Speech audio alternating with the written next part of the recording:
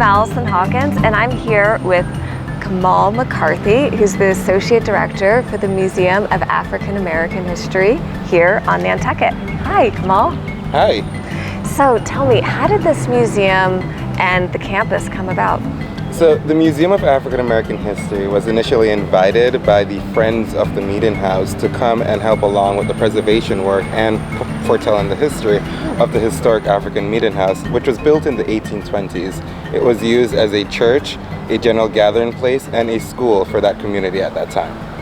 Oh, wonderful. Now, for those of you who don't know, I'm here on the island this weekend because they're having a fabulous event on Sunday, which I'm so looking forward to. Do you have your all-white outfit? Yes, of course. Okay, I have mine. Is it going to be here or at another part of the campus? So actually, our Night in White event is our Nantucket fundraiser, and that's going to be at the Nantucket Dreamland, and we will have a beautiful view of the harbor while we're there, as well as other special events. Obviously, the auction will be a part of the event, as well as just dancing and just some accoutrements and finger food and stuff along those lines. But most importantly, it's for the saving the history of this space.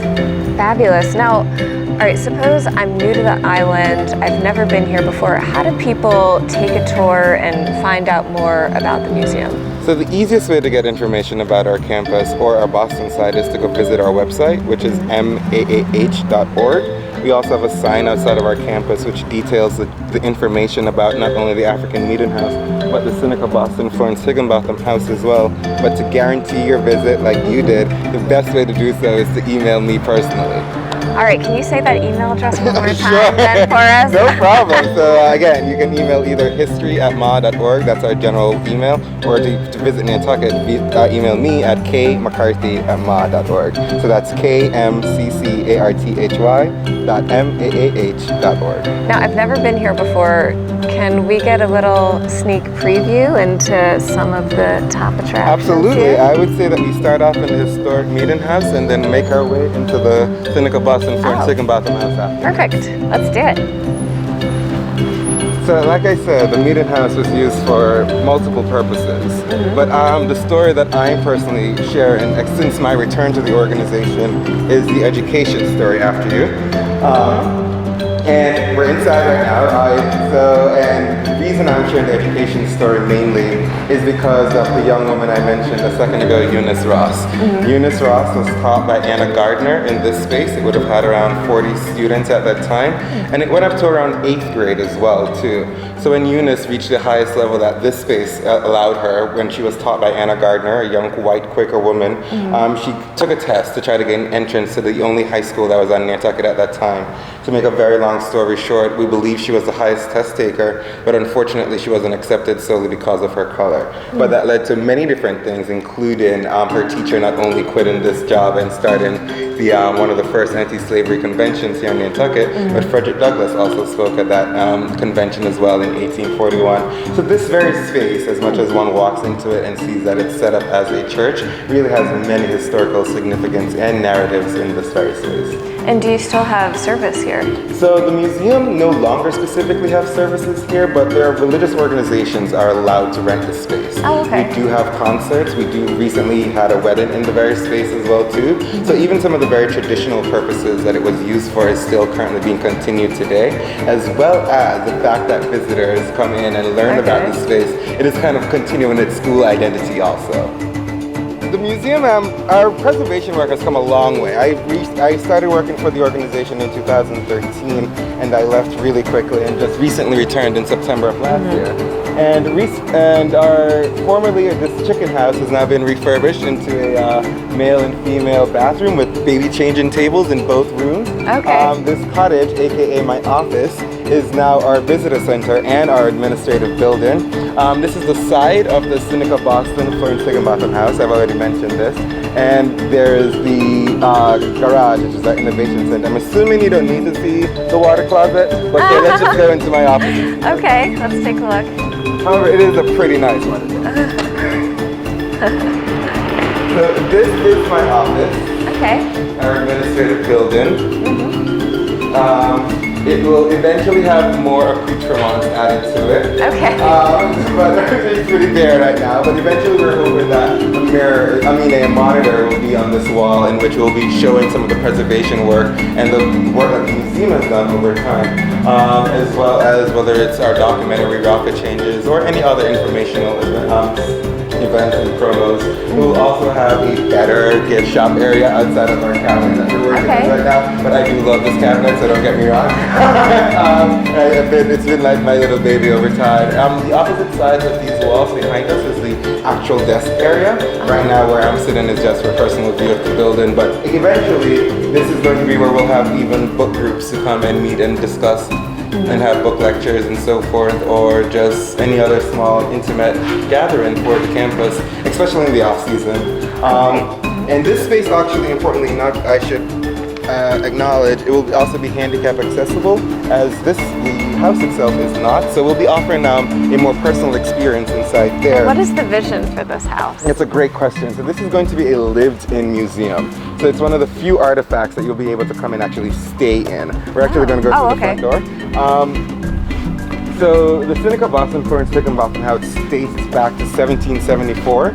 And it represents over 200 years of African-American home ownership here on Nantucket Island. There's a lot that one could share in 200 history of a household. So a history that the house itself has, whether it's, again, understanding its archaeological significance or understanding its familial significance, that not only an African-American but a native Wampanoag woman were the very first two to make this space their household. So it was a biracial house from the very get-go.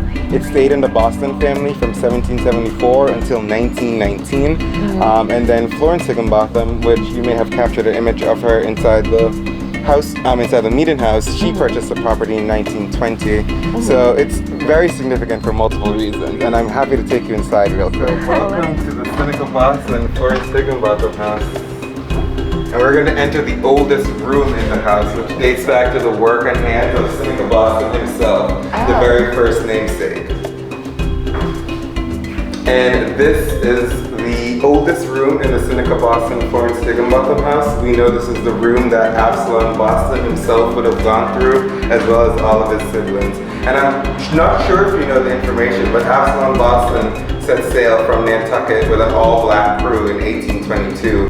For a lot of African Americans, we're familiar with Martha's Vineyard. Is there a rich history of African American history on Nantucket? Nantucket's African American history dates back to the 1700s, really. And even though the African meeting house was built in the 1820s, again, there were Africans and African Americans here before then.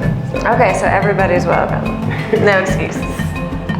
So we're going to enter into the kitchen, and my big surprise is wow, the stove! Wow, this was... So this is the Florence Higginbotham stove, named for the second namesake of the house, Florence Higginbotham. Florence Higginbotham was a trained chef at the Boston Cooking School. A girlfriend invited her to Nantucket one summer. They both left after that summer ended. She came back the following summer and made Nantucket her home ever since. The reason we're pointing at this stove is because Florence, like I said, purchased this property, purchased the African Meeting House property as well too. And to make a very long story short, when the museum was doing its preservation work, we found a bunch of different artifacts and just things all over the place.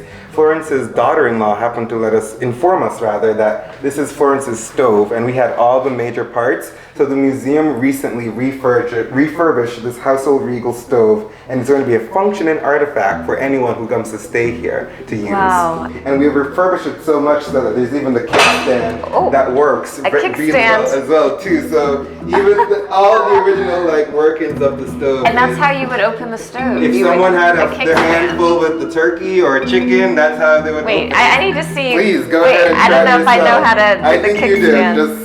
Just this is here. Yep. There you go. So if your hands are full and you had a cake or a turkey or you name it, you could bird of any kind, and you will see right throughout the ink that we magically were able to save somehow all of the original pieces from the household item there. I kind of like that even for today, Right? Who doesn't want a kickstand if your hands are full? I want to take you really quickly into the main gathering room and show you Florence's fireplace. So I don't know if I'd mentioned really quickly, but the house itself tells different time periods in story over time. So the oldest room was Seneca Boston's handiwork from 1774. So the fireplace here was a Greek revival style that Florence would have put in when she acquired the property. Florence had taken out the original fireplace and made it more comfortable to her living. So that's simply the reason as to why we have all these different types of fireplace from this side of the room versus the other side. Now, did you grow up on Nantucket? So I moved to Nantucket as a child, and it just so happens that the author of A Line in the Sand, Barbara White, who talked about Eunice Ross, who I mentioned next door, was actually my homeroom teacher. So it just so happens that somehow, coincidence, here I am still talking about Nantucket's African American history. If you don't mind, and if you have the time, I'd love to show you upstairs really quickly. Let's see upstairs. And see some of the bedrooms and their original pink colors. So again, keep in mind that this is Florence's staircase, but the pink colors that you're about to see date back to the original family, the Boston family. It's a 3-bedroom house. There's 2 bedrooms over here in a bluish and greenish sherbety color. There's a bathroom here as well. And then interestingly, I like to show you the rose room if you get a chance, because there's an interesting story in here. Or I'm calling it a rosish, pinkish color. Yeah. It's so pretty. Thank you. Really nice. So again, the fascinating thing about this space is not only does it sign of home ownership, sign of family, and so forth, and everything else that goes on inside of a household, but it also is a sign of wealth too, as this line right here is the original roof line, and Florence Higginbotham was actually able to raise the roof literally on 2 separate occasions as to why this post is here. So it's one of the few markers that we like to bring people and show them inside, and it may just look like a random part of the wall, but it's actually the original roof line from the original Boston family. The house itself, like I mentioned, will be a lived-in museum, so professors and students and even perhaps my future co-worker have the opportunity to stay here. Oh, that's great. I can't wait to see it fully decorated, stay over. And so that's a part of our goal for Sunday as well too, as a nonprofit to raise money for period pieces and furnitures that will fit the space and will tell the different stories over time. Wonderful, perfect. Well, thank you so much for showing us around. My pleasure. I was not expecting all of this. I was expecting one building, we go. This is amazing that people could actually, it's a living museum.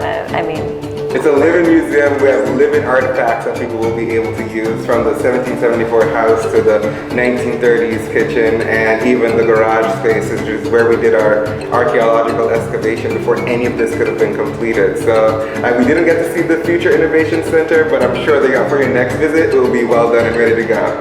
And we'll know exactly how to get there. Yes, exactly.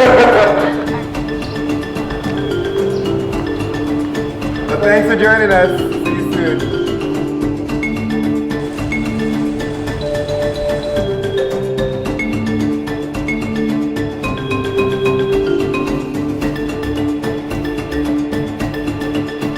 Hopefully we raised enough money today to at least get the water turned on. The stove is beautiful. The stove is beautiful. There are no televisions in here, so hopefully bring your laptop so you can Netflix and chill. There are no televisions in this house. I don't think there's electricity. Okay, well the lights were on. There's a little. I'll buy a TV. I'll put a TV. I'll put a big screen. I don't know how authentic it's going to be to the house as opposed to 17, but I'll put a plasma screen in. There's no time, and yet you came here and well, you know, it's a big part of you give it back to. About culture as well. Yeah, you know, my mother always told me that, you know, you make time for the things that you want to make time for. And